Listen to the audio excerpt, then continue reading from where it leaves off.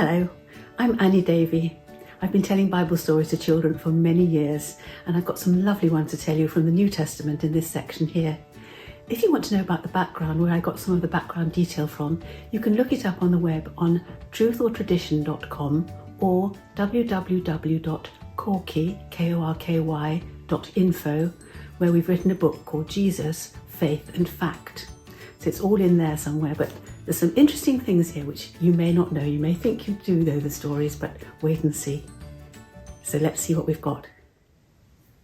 Hello. I wonder if you've been to the seaside this summer. When I was 7, we moved from London to Brighton, and our house hadn't got a garden, and I was really worried about it. I thought, I'm going to miss my garden and my swing. But we were just round the corner behind one of the big hotels in a little cottage right by the sea. And so, of course, we spent lots of time on the beach, or Pebbly Beach at Brighton, except at low tide when you get some sand. And my mum and dad and my sister and I used to spend lots of time down there. And in the summer, I don't know if you've ever tried, have you, that you put you try and keep the sea out when the tide's coming in. You put lots of big pebbles, the biggest ones you can find, and then you fill it up with sand. My dad was very good at that. We used to make a sort of horseshoe and try and make ourselves a dry place so that the sea couldn't come in. But of course it always did, and it always washed the sand out. And next day when we came down to the beach, even the pebbles had flattened themselves out again. You can't beat the sea, can you? So water can be quite a destructive thing, can't it? And sometimes we see pictures in the news, on the television, of floods and people's cars being washed away and whole countries being full of water. It's a bit scary, isn't it? Well, this story today is about this wonderful person here. I expect you can guess what his name is. It's in my white letters.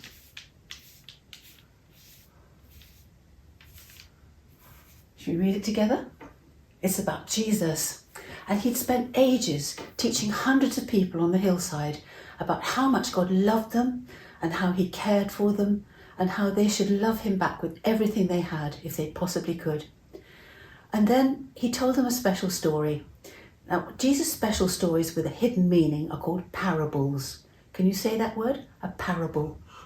And this parable is about two men who wanted to build houses.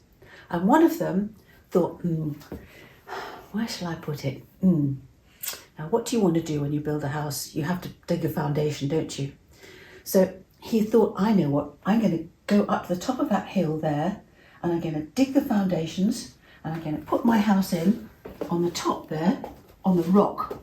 So he dug down till he got some rock, and he built his house, and he had a door, and probably a couple of windows, not many because it's a hot country, and some steps up to the roof. Because all their steps were on the outside of the houses, and they would often sleep on the roof in the summertime because it was too hot indoors. It didn't rain very much in that country. And so there he was with his new house, and if I'd been him, I'd have sat on the roof and thought, well, this is nice up here. I like this. Got a nice view. I can see everything. And my house is nice and firm. It's worth all that hard work. But the other man thought, oh, crumbs, what an idiot, carrying all that stuff up there to build that house. Look, there's a nice flat place down here by the beach. I can go for a paddle in the mornings then, couldn't I? I just sort of flatten it out a bit. I don't think I need to dig down much. It's nice and flat as it is. So he built his house right on the sandy bit by the river. And he had his front door and his windows. He thought, I can do just the same as him. Only his house was built in half the time because he hadn't had to do all that digging. And then he sat on the roof. Well, I don't know if he did, but I imagine that he did. And he might even have waved to the man up on the other one and thought, see, you're not the only one that can build a nice house. But then, guess what happened?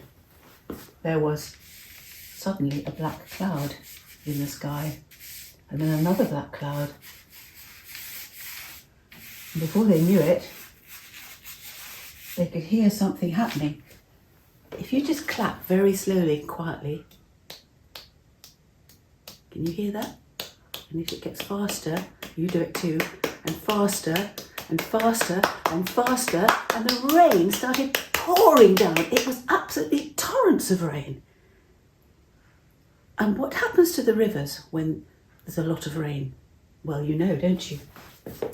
The river began to fill up, and the river began to flow faster, and it started to come down the valley in torrents, and it began to overflow at the bottom of the hill, and suddenly a crack appeared in the house, and then another crack, because the sand was washing away from where the house was built. And so the foundations were absolutely worth nothing. And before they knew what was happening, the house had been washed away. And the poor man had nowhere to go. I hope he climbed a tree. And Jesus said that, you know, people who try really hard to do the sensible thing, they're called this word here. He said,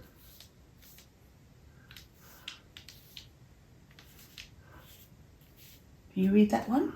They're wise, they're sensible, they've got understanding. And this man here was wise.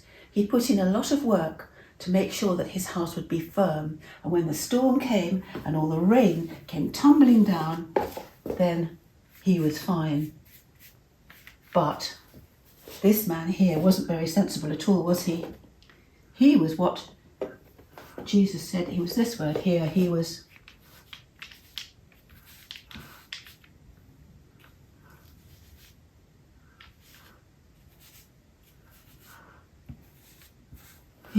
foolish. He was a fool. What an idiot.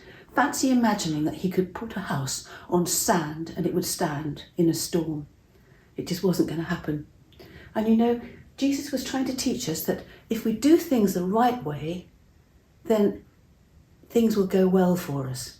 And I remember a long time ago now, when I was expecting one of my babies, I had 4 little girls in the end, my parents were in a terrible car crash. A man who was drunk drove across the dual carriageway coming the other way and hit my father's car head on. And one of the passengers in my father's car died afterwards, and both my parents were very badly injured. And it was a terrible, terrible bit of news to get when I was living in Bristol and they were living in Worthing, a long way away. And when I heard the news, my heart gave a sort of a lurch, and I thought, oh my goodness, am I going to lose both my mum and dad? And then I thought, well, the Lord told me that when I'm worried about something and something bad happens, he's there, he'll help, and he'll take care of me. And so I telephoned the hospital, and they said that my dad was in intensive care and my mum was quite poorly. She got a broken leg, but she was in an ordinary ward. So I left my husband looking after the kids, jumped in the car, and I drove over to Worthing. And there, one of their old friends had gone to visit at the same time, and he said, Annie, you're very calm, aren't you? And I said, well, I know that the Lord is with me and he's looking after them. He said, yes. He said, in the Bible it says, underneath are the everlasting arms. That's as if God has us safely in his arms, and when bad things happen, then we'll be like man with the house on the rock. We'll feel as if we're on solid ground, and that God is with us and looking after us. But I know people for whom bad things have happened and they've just fallen apart, they've just gone to pieces, they've wept and cried and despaired, and their life has been in ruins. And it's such a shame, because Jesus wanted us to follow him and do things his way and be wise and sensible and to get to know God. Now the other words that are on the board up here come a little bit later in the Bible than this story in Luke, in Colossians. That says Colossians there. And it's this. Let's have a look, shall we? It's quite a long verse, this bit.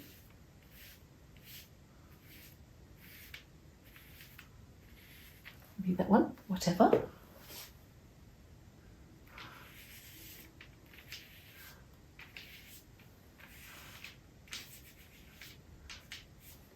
Whatever you do,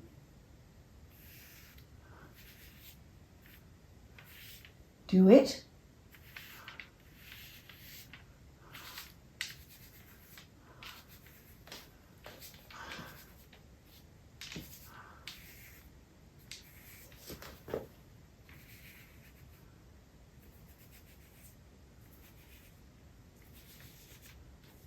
Should we read it right through together? whatever you do, do it as for the Lord. Whatever we do. So whatever we're thinking about doing, if we're doing it as if Jesus is next to us and watching us and saying, yes, go on, that's a good thing to do, then it'll turn out right, won't it? So I just pray for you that whatever you do today, you'll do it as for the Lord. Whether you are working at school or whether you're at home or whether you're playing with your friends, do everything as if Jesus was right with you, because he is. That's what I believe anyway. So God bless you today, and thank you for listening.